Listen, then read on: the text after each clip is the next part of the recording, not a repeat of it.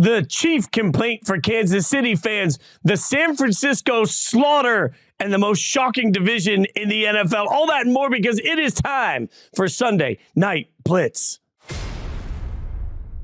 You know the drill by now. He's Frank Schwab, Yahoo Sports NFL betting extraordinaire, expert, brilliant man. I'm Jason Fitz, and together, like Voltron, like the great 80s tag teams, we are Sunday Night Blitz. And Frank, we react to every single game. We will get to every single game, but I'm jacked up. I got all the feels because I just watched some of the worst officiating I can remember, and it happened in a Sunday Night Football game. As we start this taping, we have just watched the Packers take down the Chiefs. It was an incredible game, a lot to break down, but here's the real question. How are there so many refs that are so bad at their job at the highest possible level? Look, I always stick up for the refs. I do, because the job is incredibly hard. Look, me and you, we've both been on the sideline for games. Other people listening probably have. It's not something everybody's done, but if you have, you know the game moves at the speed of light. I'm shocked that they get any calls right. And we saw way back during the replacement refs era how bad it can get, right? Like we saw that officiating it's hard to do. That said, oh man, every week we're getting missed calls, bad calls. In the last 2 minutes alone tonight, there were just egregious missed calls. I mean, and it started with that really, really bad roughing the passer, or whatever you want to call it, unnecessary roughness on Patrick Mahomes when he wasn't even out of bounds.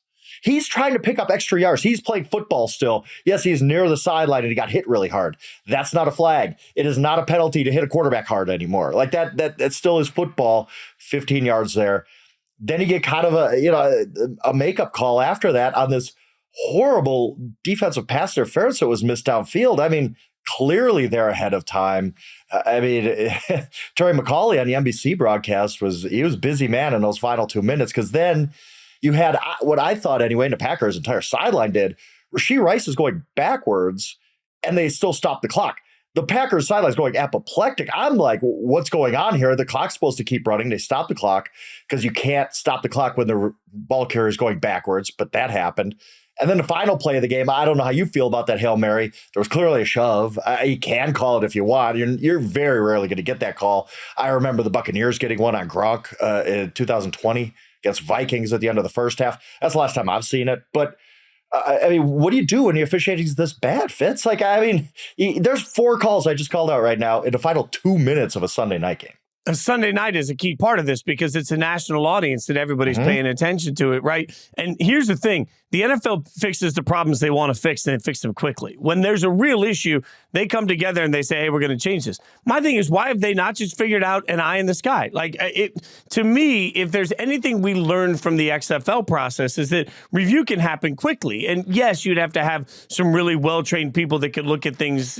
Maybe they don't do it throughout the entirety of the game. But you can't tell me in modern technology that there isn't a way to have somebody up in the booth that buzzes down after a call like that out of bounds, or the roughing the passer call particularly, or the missed pass interference. There's got to be a way to buzz the hip and say, hey, we're reversing the call. I mean, at some point, we have to let technology find a way to help fix an issue that's fixable. If I see it's wrong, if Terry McAuley sees it wrong, if everybody watching the game sees it wrong, then you've got to have some sort of a fail. So this isn't the 80s where we just have to accept these things. We have to be better, which means we have to demand better, which means the league needs to put technology in place that allows better. Well, you know what the problem is, and I'm calling everybody out when they had the 1 year where we had pass interference was reviewable. Remember that? And everybody complained, oh, we can't get this right. We got to get rid of this. We can't.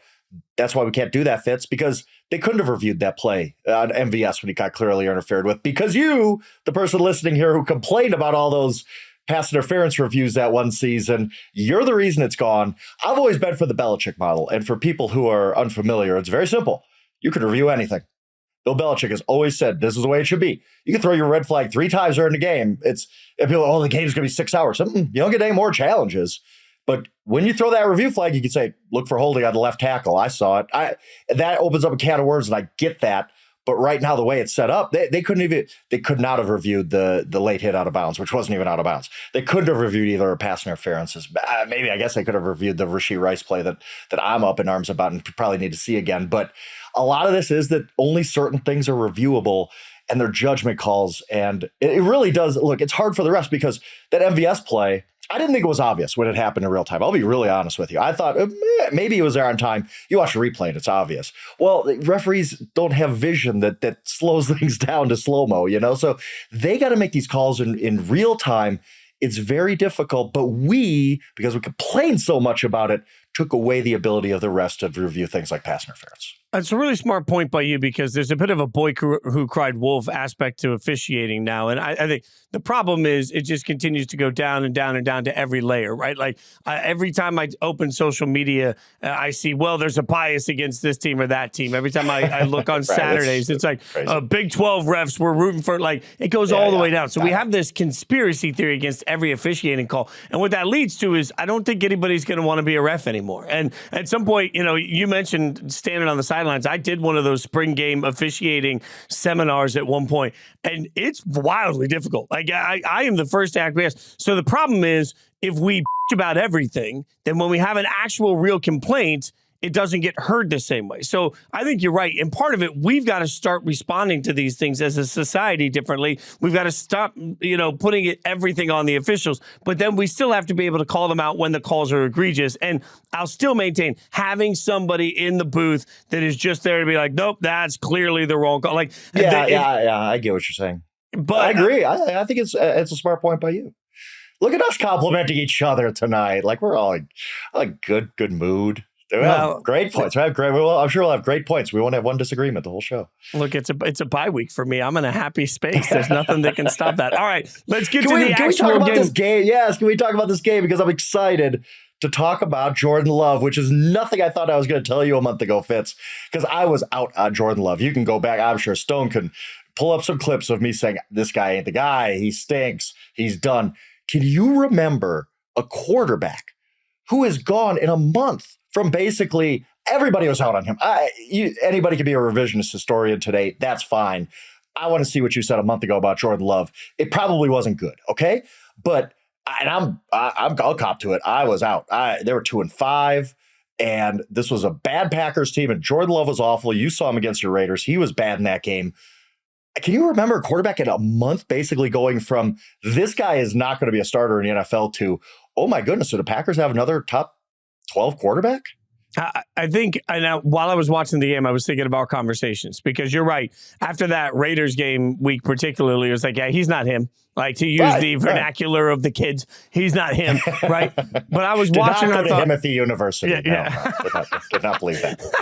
So then I'm looking at it, and I thought there were two things that stood out to me watching. And I got to go back and rewatch it, but in the moment, the two things that stood out to me was how aggressive he was with the ball and how well placed it was in that process. Like there's a difference between I'm checking down and I'm doing it accurate. I hit the right shoulder and I kept the guy away from the defender. Fine. We're talking about body moving one way, throw going the other way, tight windows, and aggressive down the field. Like he's got that swagger about him right now. There's a confidence to the way he's playing. And you're right. I looked at it and I thought, my God, like a month ago, I thought, well, the Packers better suck so they can get a quarterback. And now I'm looking at it saying, man, this is a young football team that is suddenly kudos to the coaching staff because the development of this team has been really staggering to look at. Yeah, I totally agree there. And the play that I highlighted in my game story that I posted on Yahoo was it's 4th and 1 in the third quarter. They're in plus territory, so they're going to go for it no matter what Chris Collinsworth says about what a gamble it is. No, it's right call. But I will say, a month ago, maybe Matt LaFleur doesn't go for it, right? Maybe he's like, this offense. But he goes for it, right call. And the Chiefs blow it up. Whatever play the Packers had called, they blow it up. So Love is just kind of backpedaling and throws one off of his back foot and throws it 27 yards out, I think, or 33 yards out, 30 yards outfield. And it just drops right in the bucket for Romeo Doubs. And you're like, that he would not make that play a month ago. He wouldn't even try to make that play a month ago. Like I remember, he's trying to throw the ball deep to Christian Watson in the end zone against the Raiders, and it's so short, it's just picked off. You're like, what are you doing? The guy tonight makes that throw to Romeo Doubs for an absolutely huge first down in that game. There really was a turning point in the game. They're just different. I'll say this.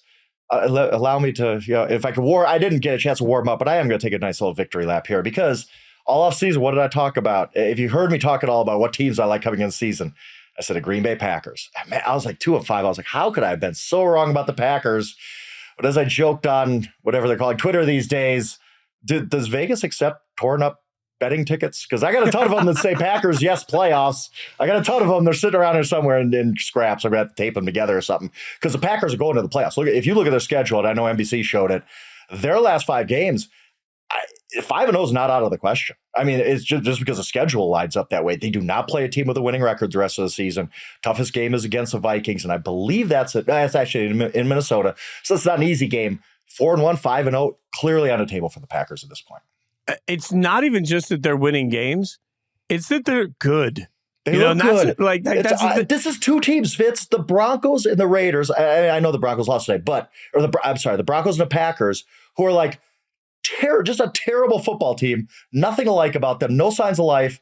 And then you look up in a couple weeks, you're like, oh, that team just did a 180 out of the blue. Like, what? It's this crazy NFL season. Absolutely insane. If I right now, I feel like if I could order a pie and send it to LaFleur's house, although pie's trash, I would walk up to LaFleur and I would send him the pie and be like, hey, man, I owe you this, because I think there was a real conversation and a fair one to be had about what it's like to be a head coach when you don't have an MVP caliber quarterback. And early on, this didn't look particularly good. What you see now is an offense that has young weapons. Like I in my mind, I don't know why I feel like A.J. Dillon's like 36 years old. He's 25. But he's 36. The way he was pounding the ball, moving his legs, running with guys on him, the way the receivers were finding the pockets against the zone defenses, it was pretty to watch. Like, this offense was genuinely fun to watch. And the whole time I kept looking at it thinking, for years we've heard, well, we don't have the weapons here for Aaron Rodgers. He doesn't have what he needs. Looking around, I'm like, Jordan Love has what he needs. There just feels like a young core here that has exploded at the same time. It's dynamic to watch. The defense is opportunistic, plays really well, but this offense and the way they're playing right now, it's just a different team. It is a different team today than they were, and maybe a reminder to all of us that we got to be a little bit more patient when we're looking at what's good and bad in the NFL. What? I don't even know what that word means. Come on. Yeah, that's fair. Can't do that. We do a show every Sunday night. That's fair. Where are we now on the Chiefs, though? Were the Chiefs exposed? I was going to ask you. I mean, I just think that this, again, shows the Chiefs are beatable. Doesn't mean they can't win a Super Bowl. They can get on a roll. They got Patrick Mahomes, maybe the most talented quarterback I've ever seen. I'm not saying they can't win a Super Bowl, but unlike other years, you're like, yeah, they got to win 4 games in a row to win a Super Bowl if they're not the number 1 seed. I don't know if this team could do it. They're just very beatable. They're good. They're not great, but there's really only one team that's great in the NFL this season, and we'll talk about what they did in Philly today. Yeah, I think, Rashee Rice continues to become a really great story. Isaiah Pacheco, although he got himself kicked out of this game and is going to have a hefty fine. I forgot. We didn't even mention that play. We had a guy starting running back kicked out in the last 2 minutes. We didn't even talk about it. For throwing a punch.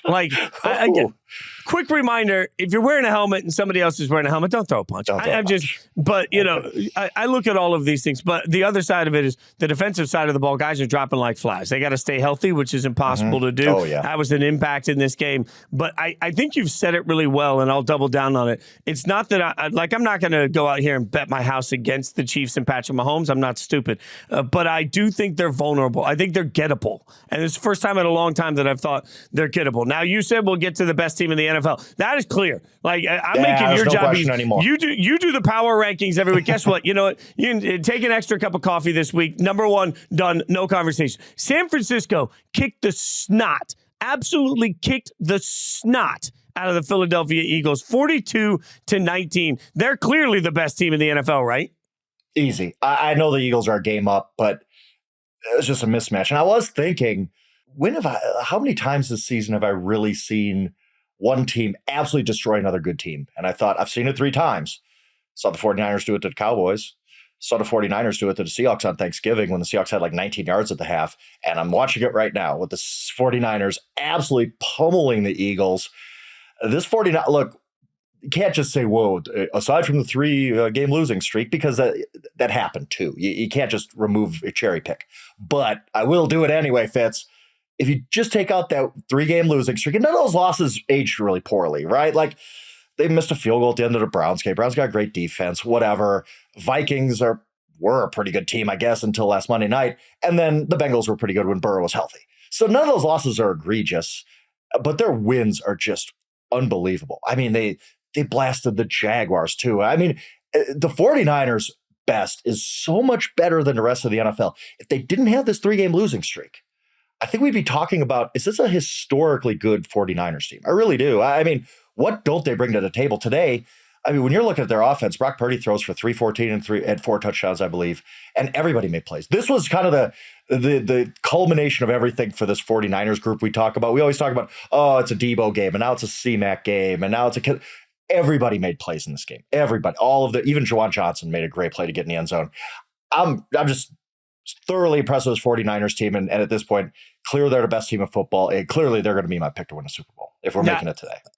100%. And if you look at Philadelphia, this was sort of, I want to give a little bit of context here. This is what their third game in 13 days. I think that matters. Or, and if you're San Francisco, you're coming off a bye, you've had a little bit of rest. I've seen all of this. I've heard all of this. We've heard all of this. I think those are factors. But I think the reason this resonates so much is that San Francisco took advantage of the things that we thought could be susceptible from this Philadelphia defense, right? Like, we knew that the back seven on that defense was gettable. The question was, were you going to be able to hold off the pass rush from Philly, which isn't as good this year as it was last year either?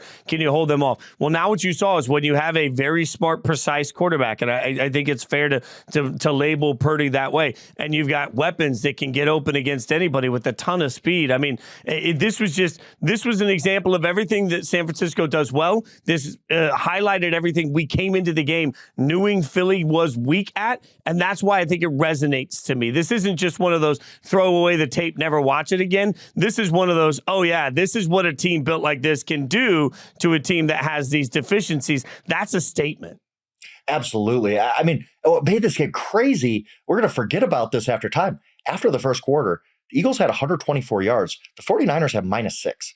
The Eagles dominated the first quarter, and they got blown out in this game. When you dominate a quarter of football like that, and you still lose by 22 points, 23 points, my math is just bad at this point. What do you even say? Like, if you're the Eagles and you get done with that game, you can't even really talk yourself into, yeah, if we played them tomorrow, it'd be different. They're just a much, much better team. Now, by January, you're giving Sirianni a lot of time to adjust and all that kind of stuff. But right now, as we looked at this game, if they played again, how on earth could you pick the Eagles over the 49ers? Like, it just looked like two teams going in different directions, even though the Eagles were 10-1 coming into this game. And this changes the whole way the NFC is shaped right now because, as we've talked about before, if I'm San Francisco or Detroit, I don't want to have to go to Philly. I think that's a nightmare, right? Having to travel east, having to do all of these things. That's just because you got Big Dom on the sideline, man. Yeah, I mean, we'll get to Big Dom and that. But, if looking at the opposite side, the whole NFC of this looks different. And by the way, I know Jalen Hurts leaves with the concussion this game. You referenced, Eagles fans thinking it could be. It's not Jalen Hurts' job to tackle Debo. Like, Debo Samuel had plays that were right there in front of guys, and guys couldn't make them. Like, this was two incredible athletes head to head, and one was clearly more athletic over and over and over again. And that's the sort of thing you don't just shake off if you're the Eagles. So I think there was a statement. Now, Big Tom.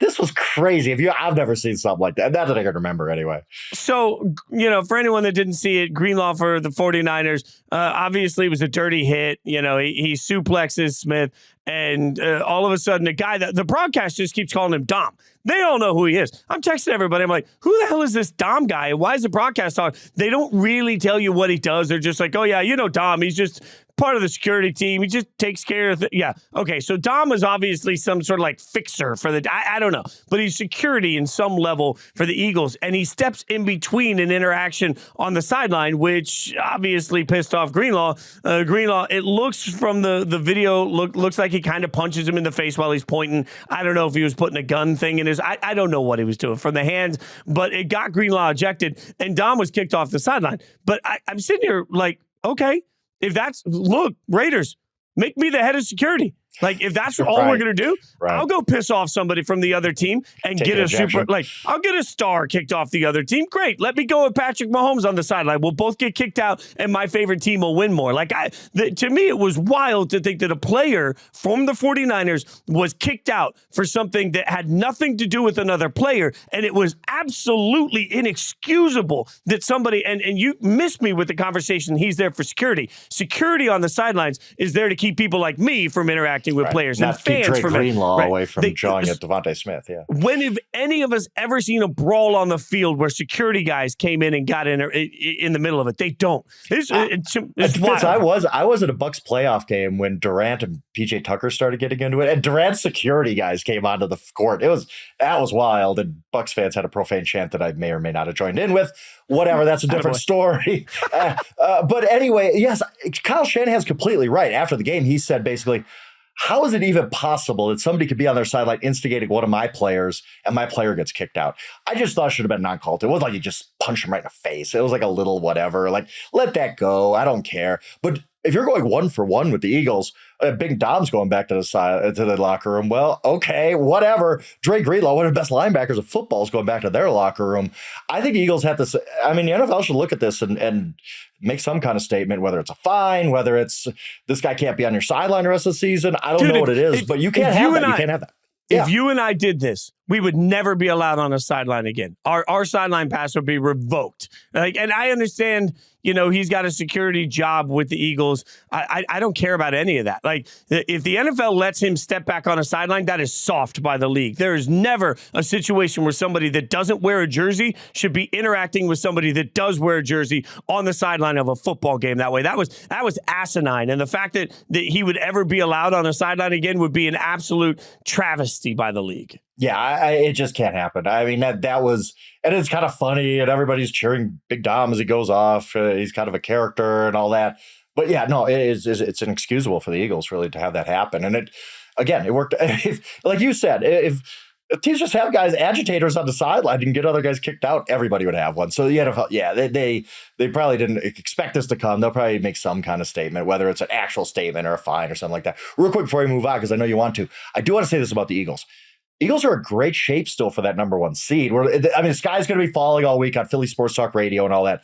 But when you start looking at, even if they lose to the Cowboys next week, and boy, they have to worry that they're going to lose to the Cowboys next week the way they played. Even if they lose that game, they are not in bad shape to win the NFC East and to perhaps win the number one seed in the NFC. Tiebreakers look really good for them, except against San Francisco. Tiebreakers against the Cowboys look really good for them in common games. I'll write about this later in the week. Don't get me wrong, but just long story short, there's tiebreakers are still really good against Cowboys, even if they lose Sunday.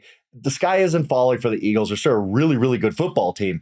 They just need to get a lot better to compete with San Francisco if they meet them again. Well, and to that point, I just pulled up the schedule while you were talking. The 49ers have Seattle coming up. That's always tricky. Then they have Arizona, Baltimore. That should be a tricky game. Washington and the Rams. So they got a couple tricky games. And they're a game back still, a game back of having the tie in that situation. So I think you're right. Like, it's not like it's clear cut here that you could just look at it and say, oh, well, San Francisco's, the front runner to have home field advantage. It still could go through Philly. And the interesting part of this is going to be the Cowboys, because that's all eyes are going to be now on what happens in the division, right? Like, I think that's, but you're also mostly right, Frank, smartest thing you've ever said. Sky is going to be falling all week on Philly Sports Talk. Like, I just want to listen remotely. A 10-2 football team is going to be treated like they're like they're the Panthers or something. Yeah, it's going to be wild. But again, Eagles fans, you're fine as in the context of the NFC East. Just don't even if you lose to the Cowboys, don't lose out. Like, don't do something stupid like that. You're still in decent shape. This is still a very good football team. They'll learn from this loss. We'll see what they look like in January, but they're still in good shape as far as tiebreakers, NFC East, even the number one seed. All right, so we go through every game. But before we get to the good games, I want to do something a little different here. We're just going to get a little love to the tankers, all right? Because there were a handful of games today that just flat out sucked. They were bad, right? And they were barely watchable. So instead of just deep diving into a game that was awful, I want to figure out what it means moving forward. I'm going to start one that sort of hit me close to home because, I'm sitting in Connecticut and I'm surrounded by so many Patriots fans. I don't know the last time I saw a more, gross, putrid, like, find a fun adjective for the Chargers beating the Patriots 6-0. 6-0, Frank. Like, this game was absolutely, it was awful. Let's start with the game. The game was terrible. I don't have any redeeming thing to say about what I watched. Do you? No. 13 first downs for each team. And by the way, everybody who decided to yell at me that my Justin Herbert maybe is a little overrated take, well, hey, 6 points against a really, really, really bad Patriots team. No touchdowns at all. Just awful. Just an awful display of NFL football all around. Like there's just every time I looked up at this game, I was like, is any team ever going to move the ball, or is this we just going to just keep? It seemed like the entire game was played between the 40s. It's just like, okay, whatever. No, an astoundingly bad NFL football game from an overrated team and a really, really bad football team. So hear me out. Because it wasn't that long ago that the concept that Caleb Williams was going to stay in school was real, because the thought was Caleb Williams was so good at the time, and that the places he might go in the NFL draft were so bad. Why would he want to destroy his life? So coming into the season, his dad talking about wanting ownership, but also controlling where they go, because we were concerned the Cardinals were going to tank and he doesn't want to go there. We've talked about how he should stay in school before he should go to the Bears. My question is, why are we talking about the Bears and the Cardinals in a different way than we're talking about the Patriots? Leave Belichick out of this for a second and just look at this football team. The New England Patriots are awful. Their players know they're awful. Their coaches know they're awful. Their roster construction is awful. There is no easy fix to what is wrong with the Patriots right now. So even if your answer is, well, they have Belichick and it's going to be just fine. Again, Belichick got them to where they are right now. They missed in the draft because of Belichick. They've won 2 games with Belichick on the sideline. So I guess my question is, if I'm Caleb Williams or Drake May, why would I feel any better about going to the Patriots than I would about going to the Bears? It's honestly a heck of a point. And you talk about Belichick. Belichick might not be there next year. We don't know what Robert Kraft's going to do after the season. I mean, this has been such a disastrous season. The only counter argument to that is I think it's a little foolish for any 21-year-old kid to think this is how this NFL team is going to be for the next 10 years when I'm there. I mean, look at the Houston Texans 11 months ago, right? Like we thought they were the worst franchise in the world, and all of a sudden they're looking pretty good for a playoff spot. So it could change very, very quickly. Who an NFL team is today isn't even who they're going to be tomorrow. We know that. But to your point of, can Caleb Williams or Drake May go to New England right away and succeed? The answer probably is no. I mean, you're going to a team where the top receivers, like Devontae Parker. I mean, your offensive line is not great anymore. Defense isn't even great anymore. Your coach, even if he comes back, it's now he's kind of like year to year. And what they built was so special. It doesn't mean that just keeps going forever. The Patriots, I don't know if they're that franchise that just is the Steelers and is great for decades and decades and decades. That might just have been a great 20-year run that is going to be really hard for them to replicate. So to your point, I don't disagree that whichever quarterback, if it's to the Patriots, it's not a good situation at all. It's not like, hey, we got our quarterback, we're going 11-6. No, I don't think that's happening for a few years. I'm not trying to rehash the Brady versus Belichick debate yet again, but I will say this. We saw Brady go somewhere else and be very successful. We have not seen Belichick develop another great quarterback. So at some point, we have to at least have a fair conversation that maybe the quarterback development was as much about Brady as it was about Bill. And if that's the case, I just think that we're having a tone of a different conversation. I agree with you. There's never a time that I think it really makes sense for a kid to say, I'm not going to go drafted there. I don't want to play there. I just think that we're having a conversation today that treats the Patriots like they're still who they were a decade ago, when the Patriots right now belong in the same conversation as the Bears, as the Cardinals, as the Panthers, as the worst of the NFL, because they are proving every week on the field that that's who they are. They are part of the worst of the NFL. Yeah, and their roster, as we've talked about since basically week 1, their roster is probably the worst in the NFL, or at least bottom 3. I mean, there's just no blue chip talent here. And, okay, you draft a quarterback, second overall or whatever it's going to be. You still need defensive help. Now, you've used your first round pick at a quarterback, obviously. You still need receivers. You still need offensive line help. You still need a ton of things. It's a multi-year thing for the Patriots, I think. Now, again, going back to my Texans example, if that quarterback is a comet in year 1 and you do get a new coach who ends up being DeMeco Ryans, okay, you're great, whatever. But it's rare for that to happen. And realistically, it looks like a multi-year thing for the Patriots here. Now, the Patriots, as of today, have the second pick in the draft because Arizona won a football game. The Cardinals, part of our little tankathon love here, they beat the Steelers 24-10. Kenny Pickett injured in this game. That's going to have huge complications, or huge ramifications, I should say, for the Steelers for the rest of the year. Also, it gives them a reduction in the amount of analysis they can do on who Kenny Pickett is. So I think there's real consequence to that. But Arizona gets a win, and 24-10, pretty convincing win. The game was delayed several times due to weather, but Arizona going to Pittsburgh and winning that game. For a team that was supposed to just be mailing it in, they continue to be plucky. Yeah, especially Kyler back. I mean, he makes plays. He wasn't huge in this game. Actually, James Conner was a guy who was really, really good. And this was just a horrendous loss for the Steelers. Let's get to them real quick, just because we have to talk about them. I mean, that Arizona defense last week against the Rams looked like a Pac-12 defense. It was like, oh my goodness, so the Cardinals are just going to get torched for 50 points every week. And the Steelers didn't even score a touchdown until the game was basically decided. It was 24-3 when they scored with about 5 minutes left. It wasn't all Matt Canada's fault, I guess. You know, I mean, I get why he was fired, but for all the Steelers fans who just wanted to make it all about Matt Canada, well, you got issues other than that. And it's not just the Pickett got hurt, because he wasn't doing anything before he got hurt. So horrible loss for the Steelers. I mean, they're still 7-5 in good shape, but man, you don't want to do that. And for Arizona, look, Arizona, of all the tanking, quote unquote, tanking teams, yes, it would have been ideal to be in the top 2 spot because you got the trading possibilities. You can debate Caleb versus Kyler, all this kind of stuff. But if the Arizona Cardinals do fall down to 3 and your consolation prize is Marvin Harrison Jr. and you pair him with Kyler Murray for the next few years, that's okay. That's fine. Do you think that makes them? Do you think that makes them better? Yeah, a lot better. I mean, I think Marvin Harrison is maybe the best receiver prospect I've ever seen, or in the top. You know, they were talking about a handful of guys at that point, Jamar Chase and all those kind of guys. And I think Kyler. I'm not a huge Kyler fan, especially after the contract. I think he's overpaid.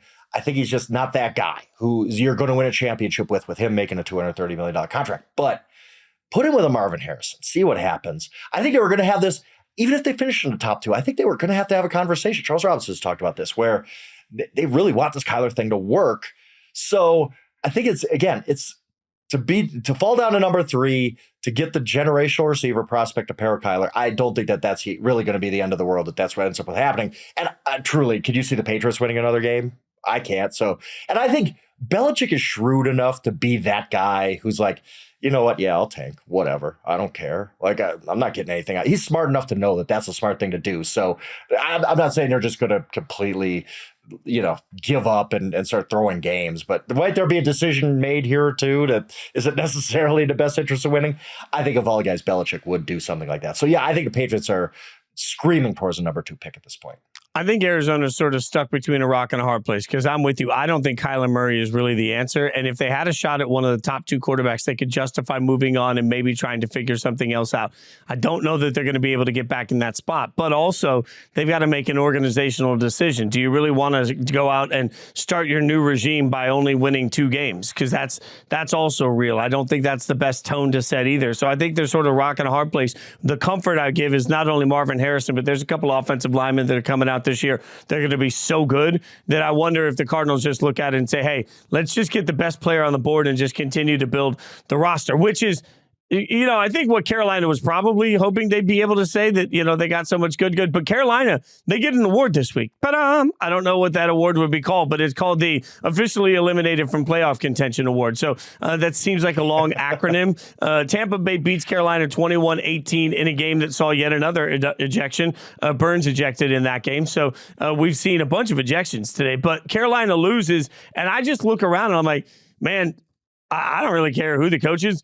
Carolina sucks, and I don't think there's an easy answer. They don't have a first-round pick this year to fix that either. So it just feels like they're going to have to mail in the rest of this year, and they're not going to have an easy fix in the offseason next year, other than hoping that Bryce Young suddenly takes a leap forward or something. But, man, things look pretty bleak for Carolina, no matter how bad they suck, because they don't have a draft pick in the first round to help them. Yeah, that's the whole thing. And by the way, you could text me this if you want to, but I want to know the math on how a Carolina 1-10 team was alive. Like, what would have had to have happened for the Carolina Panthers to actually make the playoffs after starting 1-10? But yes, like you said, officially eliminated. They've been eliminated in our hearts and minds for weeks. As we talked about on last week's Blitz, like Frank Reich it was either going to happen at the end of the year or on Monday, and it happened on Monday. He got fired, and it didn't strike me as this team is going to really, really rebound now and play well the rest of the season. I didn't get the sense that they disliked Frank Reich as players, like the McDaniels Raiders thing.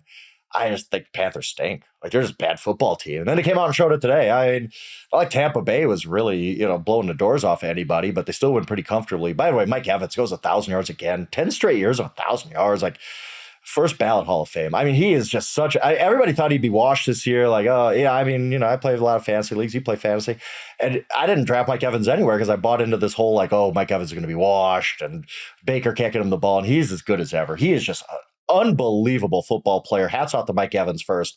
But yeah, with the Panthers, with every bad team, there's always that carrot for their fans in April. Hey, all right, we stink, but we're going to get the first pick of the draft. We're going to get the second pick of the draft. You have Caleb Williams to look forward to. I just combined the two, so a super quarterback. You have Caleb Williams, you have Drake May to look forward to. The Carolina Panthers, like, oh my God, we drafted probably the wrong quarterback. I know, there's a long way to go, but let's be real. We probably drafted the wrong quarterback. We are going to watch another team draft a generational quarterback next April. And we're going to have this 1-win season for basically nothing. Like, it has to be so horribly depressing to be a Panthers fan right now. And also knowing that your owner is not fixing this either. He's obviously a really big problem in that franchise. And just watching this game was just like, I've seen this Panthers game every week. Like, it seems like they're always kind of in the game. And it's like, oh, if they could just have one drive, they would. And they can't. They just can't move the ball. It's so depressing to watch the Panthers these days. Well, they're not the only depressing team. Let's get through all the action that we've got happening over the course of the day. And I would say that it's pretty depressing right now to be a Saints fan. Detroit wins this game 33-28. Interesting game because Detroit went out big. They went up big, I should say, early. Then New Orleans claws their way back. And then Detroit makes it a big lead. New Orleans claws their way back. But also key here, Derek Carr booed off the field multiple times by the crowd. He left the game due to injury. And I think that's an important context here. Took a hit that absolutely looked brutal, but also, there seems to be the Saints at this point are officially a disappointment, and the Lions get another win. But I don't know about you. I just looked at it. I was like, man, this is sort of like encapsulating the Lions season so far. Moments where it looked absolutely perfect, and moments you're like, man, they're going to blow this thing. I know, they really did look like they were going to blow it. I mean, they were up 21 zip in the first, I think, 7 minutes of the game. It was the first time in like 20-some years that a team has scored 3 touchdowns in the first 7 minutes of a game. And you're like, oh my goodness, the Saints might get beat by 50 in this game and Dennis Allen might get fired tomorrow. Like, that's how the game started. The Lions look like we're angry from getting beat on Thanksgiving. We're going to take it out on the Saints. And then you're right. Like, it's like they just had nothing after that. Like, it was a pretty bad game from the halfway point of the first quarter on for Detroit. And this kind of continues this whole malaise with the Lions are just, I don't know, they should have lost to the Bears. They did lose to the Packers. If they didn't have that great start today, they would have given that one away. I don't know. I just, hey, look, the Lions win a road game. That's great. You're fine. But I'd like to see a little more from them. And with the Saints, I do think it's probably getting to the point Dennis Allen's not keeping that job. Like, they just had too much talent for this. Like, this needs to be better. Like, for Taysom Hill to be your entire offense is just, I don't get what they're doing there. For them to not get more out of the talent they have on hand is really weird. They should be winning this terrible division going away, but the Falcons, I guess, are probably going to steal it. There's a lot of disappointing teams in the NFL. And I think I wrote the Bills were the most disappointing team. It made for a good headline. But if I'm being real with you, Fitz, the Saints might be my most disappointing team because every week I'm like, why is this team at least the Bills are just losing close games, whatever. The Saints are just bad. The Saints are a bad football team with a lot of talent, and I don't get it. You mentioned Atlanta, man, and let's just say ugly games. Atlanta beat the Jets 13-8. Oh, did you watch any of this? Barely. Red Zone. If Red Zone went to this game, God bless you, Scott Hansen, because you didn't deserve this either. But the funny thing is, Red Zone couldn't go to this game because neither team was ever in the damn red zone. This was one of those over here on the other TV, and you're like, oh yeah, that game is still going on. I mean, it's just bad. The Falcons right now are in first place. They would win the South, and that's just feels disgusting because they're not good. I don't care what you tell me. The Falcons are not a good football team. They are definitely not a good football team. I swear that every time I looked at this game, as you know, I do go to Buffalo Wild Wings every Sunday. If you want to sponsor me, Buffalo Wild Wings, I send you my info and stuff. But because I just like watching I don't like Red Zone. I like watching all the games. Every time I looked at that screen, there was a ball bouncing 10 yards away from a receiver. I swear to God, that's every single time I looked at that. Tim Boyle or then Trevor Siemian or Desmond Ridder just missed his guy by like a mile and a half. It was just the most depressing game in the rain. If you're a Jets fan that went to this game, you are a hardcore fan. And I don't know if I respect it or just feel bad for you because you shouldn't be subjecting yourself. I feel bad for Jets fans because the same thing happened last year where it's like, this defense can get us into the playoffs. And then you just fall apart. The defense can't hold up after so many weeks of that. They go to Trevor Siemian today. I think it was the Post that wrote the headline basically like, why bother? Like, it is true. Like, who cares who's playing quarterback at this point? It's not going to fix anything. they're a really, really, really hard team to watch now. And so are Falcons, and we're going to have to watch them. They're going to be our first game on Saturday Wild Card weekend, right? Like that's what we're in for. The Green Bay Packers beating the heck out of the Atlanta Falcons. And no, it's actually probably going to be Dallas, right? It's going to be like Dallas at Atlanta to start Wild Card weekend. And it's going to be like Dallas -9.5 or something like that. Like, it's just going to be an absolute debacle. This Falcons team is not good. I'm going to need us not to do a show that night because the only way I'm getting through that game is with a bunch of edibles and alcohol. Okay. So that's the worst of it. Let's just be honest. It's the worst of it. But maybe let's go to the best of it, because I'm continually just tip of the cap to the Texans. I think I'm becoming a massive Texans fan. We talk about this so much. But I'm also a little blown away by the AFC South overall. And we know, obviously, the Jags, we'll talk about that in a minute, are on Monday Night Football for the first time in 87,000 years. That's basically fact. But also, when you look at this division, Houston gets a 22-17 win over Denver, where Denver tried, man. Denver, there were several times I thought the Broncos were back in this football game, and it felt like Russ mistakes just were more than Denver could try and walk out of this. Keynote, Tank Dell out for the season, fractured fibula. That will change the way Houston looks moving forward.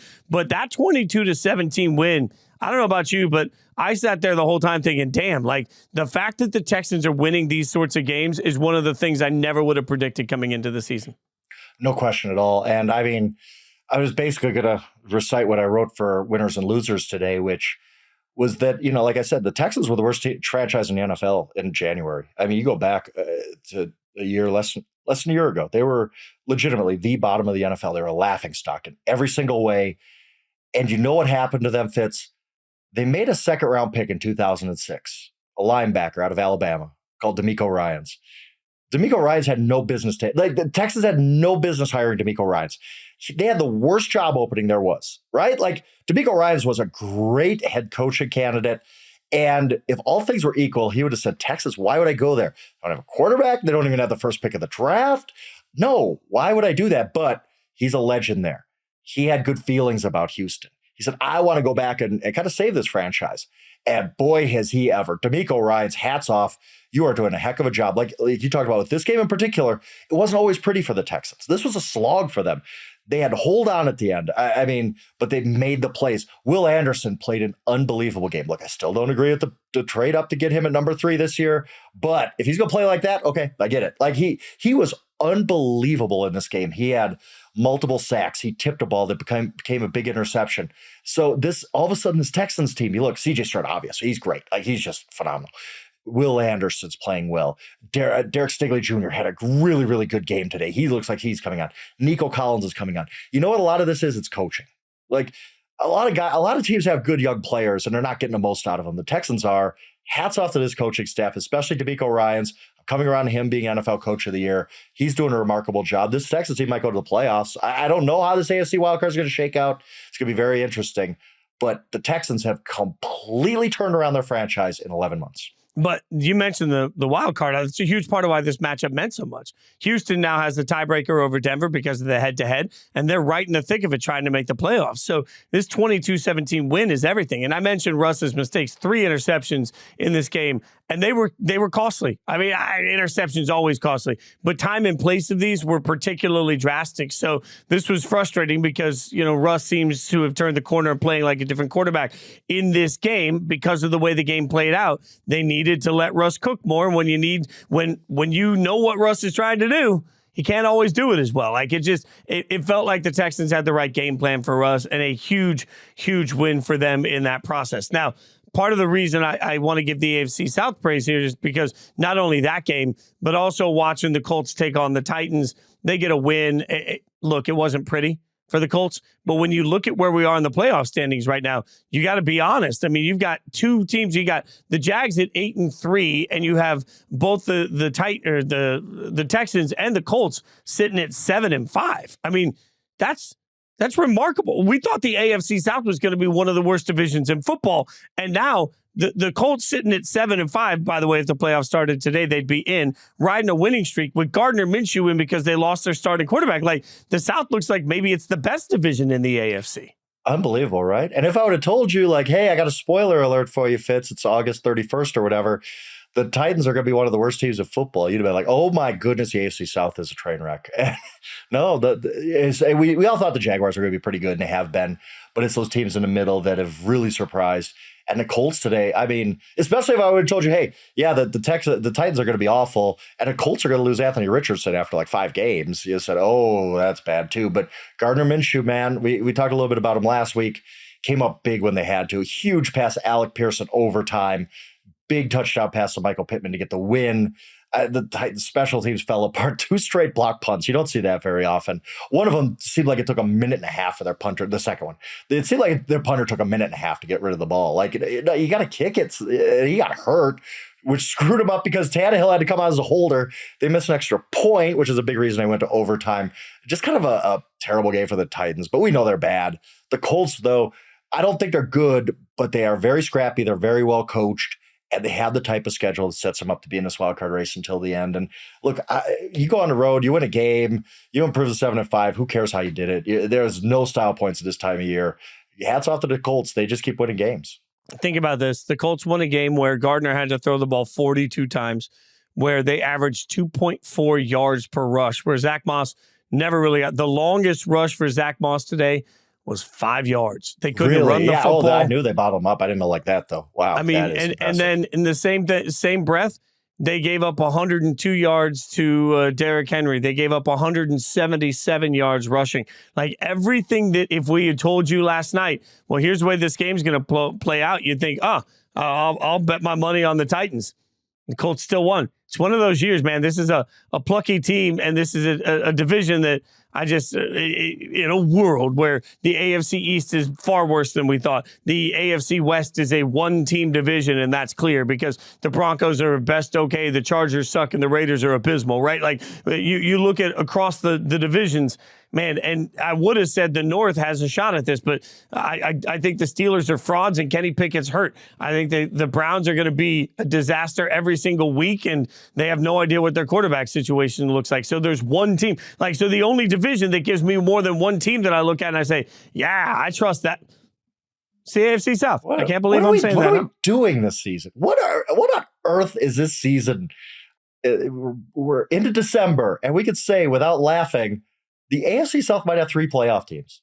Seriously, I mean, I'm not saying it's going to happen, but certainly on the table for all the reasons you talked about, the Steelers with the Browns. Bills seem to lose every week. Obviously, the Jets are donezo. The AFC West is donezo. This season has been drunk since September, and it is not stopped drinking at all. Like, we need an intervention or something, because I don't know what to make of this season anymore.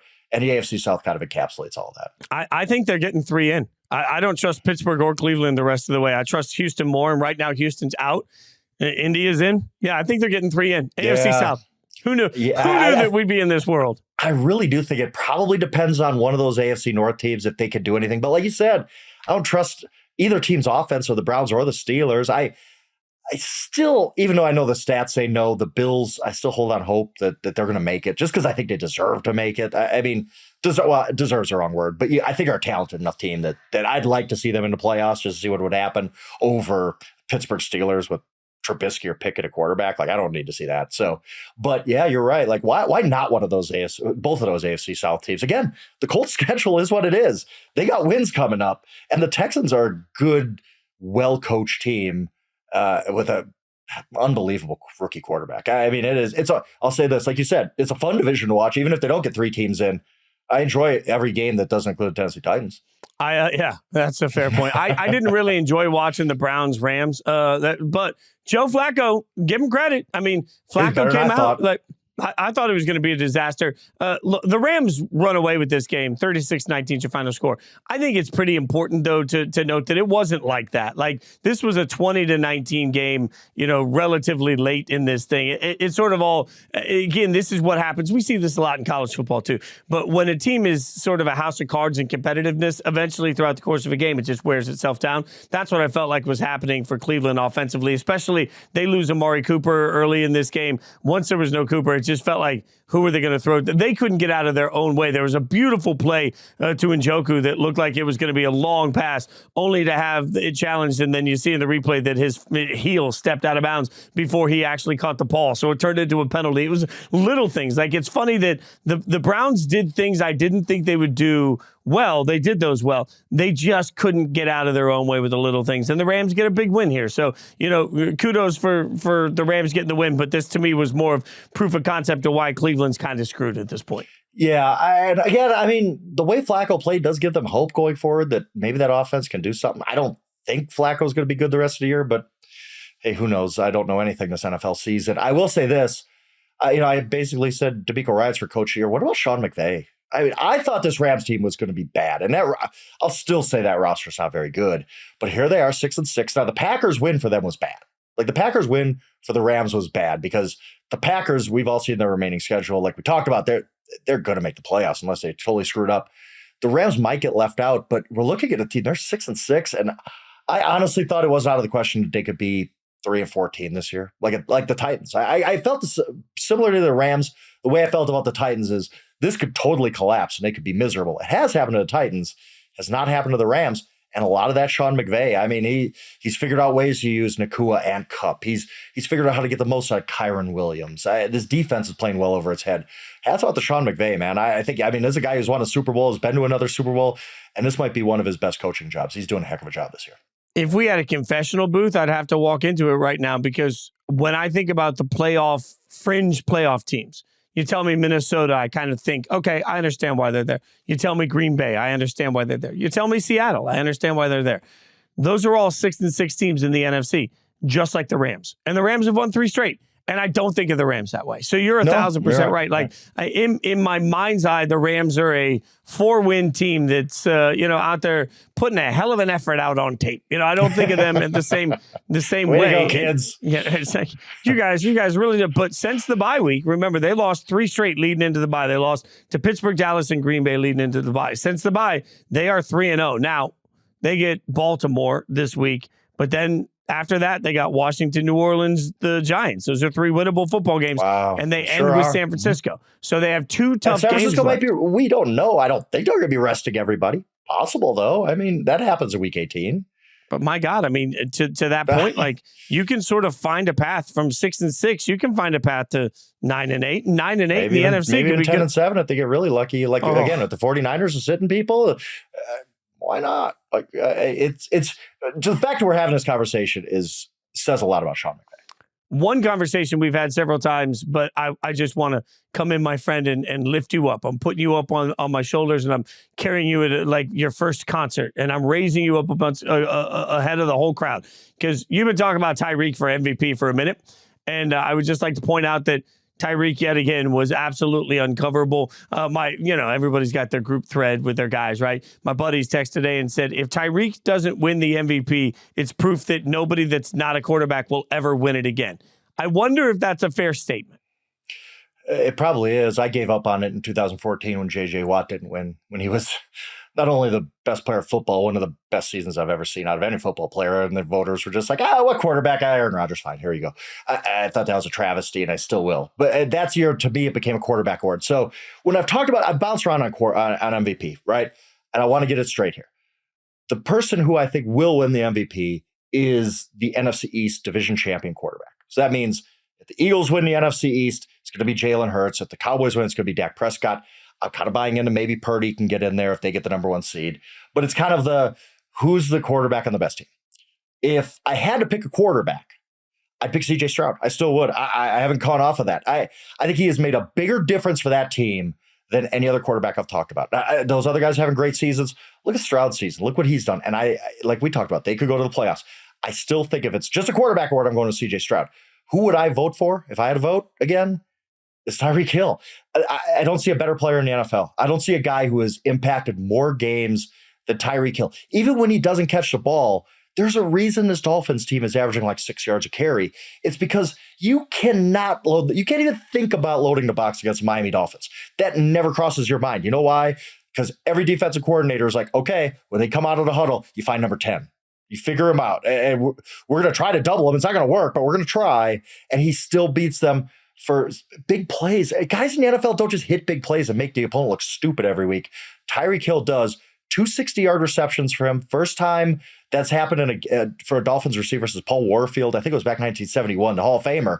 And he did it in the first half. Like he had a $152 at the half, I believe. He's just an unbelievable player. He's going over 2,000 yards. He needs 518 more with five games to go. I believe he's averaging 125 a game, which as a receiver is just bananas. For the people out there who want to hate on Tua, by the way, and be like, oh, Tua's not that good. It's just a system. It's just, then Tyreek should be your MVP, right? Like if Tua stinks, then this receiver is the guy who's carrying one of the best offenses, the best offense in football. I'm totally on board with Tyreek being the MVP. I hope he gets votes. I know he has no chance of winning because it's a quarterback award. I think today was what makes it difficult to judge where the Dolphins are. They won 45-15. And this is yet again, when the Dolphins are on, they're unstoppable. And what happens is we see these moments where they put up 45 against Washington, where they put up 70 against the Broncos, and it gets seared into our mind, right? Because we see what this offense can be, particularly. Then the problem is, how do you judge that when they're taking on a defense that is going to play them better?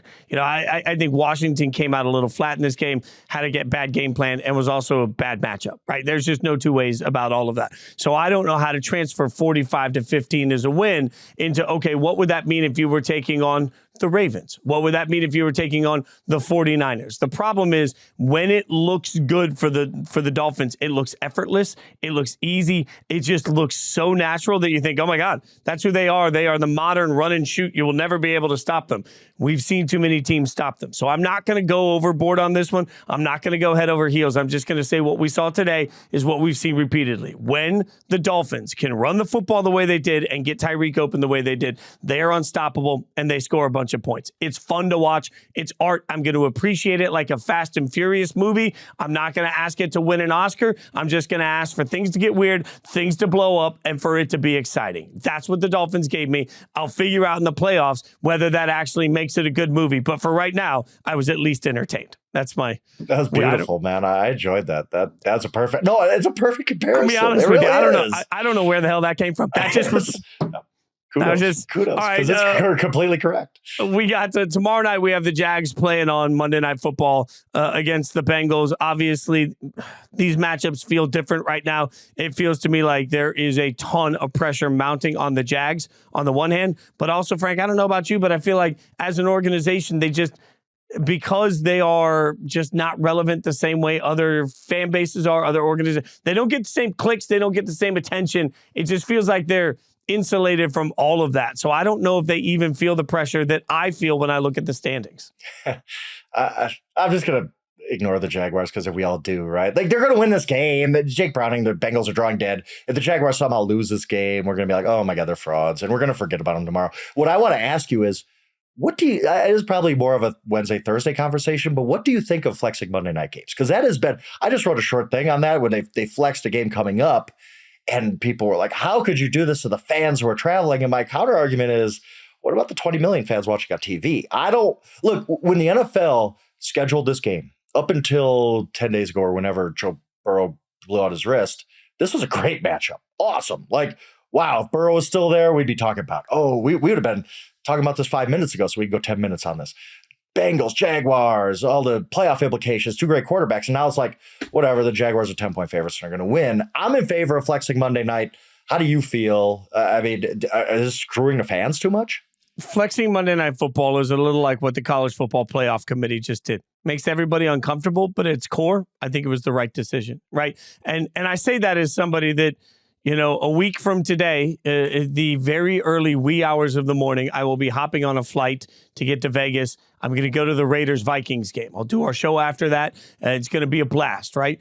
I have obviously spent money on plane tickets and hotel and all of the things that you spend money on when you're going to a game. If they suddenly flexed that to Monday night, or if there had been a Monday night game that was flexed to Sunday, when you think about the financial ramifications, that's huge. But to your point, how many fans are flying in for a game? Even Correct. If you want to take it, 5,000? Like the 5,000 is a lot. I think that's a pretty high estimate. Few hundred, it might be a few hundred, especially for a Jags game. I don't think I think even if you're telling me there's a few thousand, to your point, millions and millions of people watch these things. And like at the end of the day, I can't protect a few hundred or a few thousand people if it makes for a lesser product for millions and millions. I'm tired of watching awful primetime football. I'm just tired of it. That's where I'm at. And I get it. And I know that's probably a slap in the face to those however many people do fly into Jacksonville. Some Cincinnati fans I'm sure they're like, picked a game. I have a friend out here in Denver every year, goes to a road game, picks a game, goes to the Broncos schedule, goes to a game, loves that experience. I get that. That's awesome. Some of those fans are going to get screwed when you flex, but I'm with you. Like, I just think that it's not just, they're chasing the TV money. It is, no, this is catering to a wide portion of our audience that does not want to watch Jake Browning on Monday Night Football. They want to come home from work Monday night, watch a great game. We should have had like Broncos Texans tonight. Like, I mean, but and it is going to screw some fans, but I'm actually all in favor of it. I think we're going to get to a point very quickly to wrap up that the entire schedule is going to be flexible. Like, we're going to be like, other than like the first few weeks, we're going to get to a point where there's no Monday night game scheduled. And they're going to get to 3 weeks before and be like, here's our Thursday night, here's our Sunday night, here's our Monday night, because it's too hard in April to schedule what's going to be relevant in December. And I think the NFL is going to just look at this as a TV thing, and we got to put the best matchups on. I mean, my God, we just spent how much of this show talking about the fact that a few months ago we thought the AFC South was going to suck and the AFC East was going to be a godsend, right? Like, so to that point, the very thing that makes the NFL such an incredible product to all of us is that it's wildly unpredictable. That's also the thing that makes making TV schedules like this impossible, you know, and it's tougher. Flexing to Sunday night is easier because it's the same day at least. But man, if it can make Monday Night Football, like, again, I'll be old man on the block for a second. Like, when I was a little kid, and I know you know this too, like, there wasn't even Sunday Night Football when I was a kid, right? Monday Night Football was everything. And being on Monday Night Football meant something. Now it's just another primetime window. So if they can find a way to make Monday Night Football feel special again, I think in the grand scheme of things, in 5 years, it'll be the thing that fan bases scream about with pride. They'll be like, we got flexed 3 times this year because nobody thought we were going to be this good, and now we are. Making fun of your Giants fan friend who are like, you guys got flexed again. Like, get out of there. Like, yeah, it's a thing. And again, do you cater to the few hundred who are traveling or the 20 million at home watching? And I probably think the answer at the end of the day is the larger TV audience. Yeah, 100%. All right, we're never getting flexed. We're always going to be with you after the games. That never changes. Charles McDonald also never flexed. On Tuesday, he's back with you with the exempt list. I'm back on Wednesday with Charles Robinson, Jory Epstein for Inside Coverage. We got a ton of great stuff happening for you. Make sure you're checking all the shows out. Plus, make sure you're reading all of the great things Frank's writing out on the Yahoo site, also in the Yahoo app. We got a lot out there. So get the app, go check out the site. You can leave us a voicemail, speakpipe.com/0blitz. Follow us on Twitter, X, whatever we're supposed to call it. Frank is at Yahoo Schwab. I'm at Jason Fitz. Stone doing God's work, staying up late, making sure all this gets produced well. Does everything beautifully. Follow him at SJ Rochelle. He's our producer behind the glass. And leave us a 5-star review. Rate, subscribe, tell your friends, your family, enemies. Tell everybody to hang out with us every single week. Don't forget, we'll be back next week. Frank, I'll be in Vegas, but I'll be sober. The good thing is that because we have to do the show, I have to stay sober. The bad thing is that means I have to watch the Raiders play the Vikings sober. I don't know how that's going to go for me. We'll figure it out. But, thoughts and prayers for me, my friend. That's all I can ask for. I was just wondering when my invitation was to Vegas. I don't know. Whatever. Like, maybe I'll check my email. Maybe you invited me to come on. Come on. Do live from Allegiant. That's what we got to do. Live Blitz show from Allegiant. Hey, I know people. We'll get that worked out. We'll just call it. Sunday Night Blitz, where it gets weird. All right. Yeah, it'll be Sunday Night Blitzed is what it would be. Yeah. Oh my God. There you go. That's next $1 million season. Idea. Trademark. I'm going to go trademark that as soon as we wrap up. You know what? Stone, take this to the bosses. Next season, Sunday Night Blitzed. We do it in a bar on site at a different location every week. We go to a bar. We get tanked with fans. In the meantime, hopefully you've been getting tanked while you listen to us, no matter what. We appreciate you guys listening. Thanks for hanging out with us. Hang out with us again next week.